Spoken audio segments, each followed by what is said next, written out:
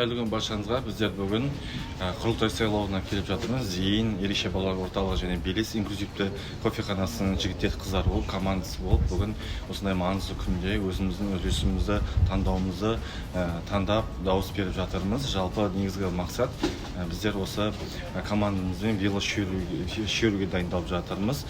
Қала әкімдігімен бірлесе отыра келесі осы алдымызға аптада қала тұрғындарына арналған бір велошеруді ұйымдастыруды жоспарлап отырмыз. Бүгін сол бір дайындық ретінде және сонымен қатар осы маңызды күнде осымен байланыстыра отыра дауысымызды, таңдауымызды беруге келдік.